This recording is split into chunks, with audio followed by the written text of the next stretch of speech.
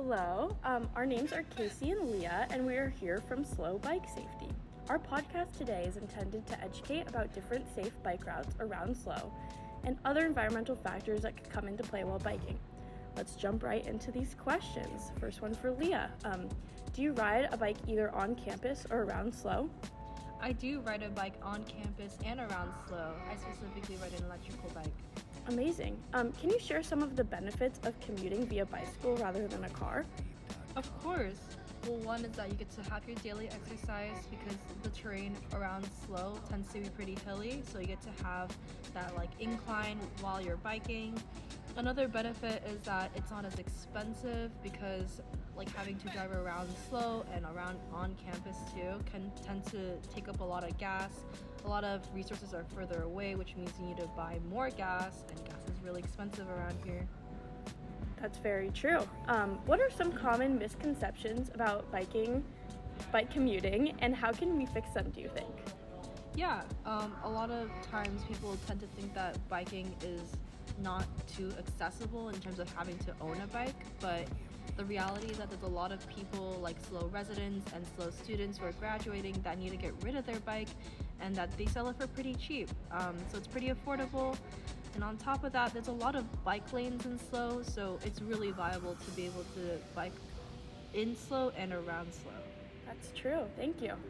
What safety features make SLO a safe place to bike?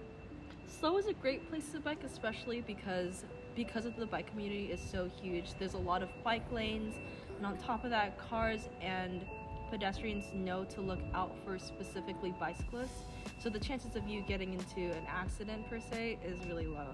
Thank you. So going off that, do you think a majority of the streets in SLO have a bike lane or just safe to bike on? I tend to agree. I think there are some places in SLO where they're a bit more hidden and there aren't bike lanes, so it could be a bit of a risk.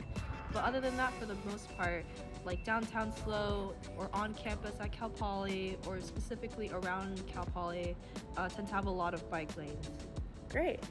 What strategies can cyclists use to navigate high traffic areas in SLO?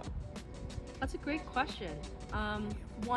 For cars, definitely utilizing your hand signals for traffic so that way the cars know where you're going so you don't happen to have a miscommunication on that end.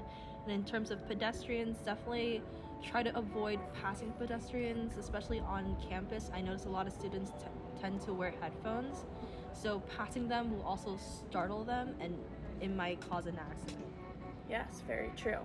Can you discuss the visibility of SLO at night while riding a bike? SLO at night is actually pretty visible in terms of biking.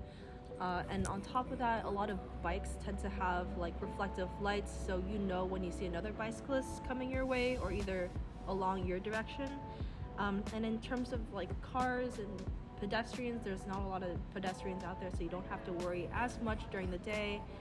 And in terms of cars, there's a few cars, but for the most part, they're not drunk drivers.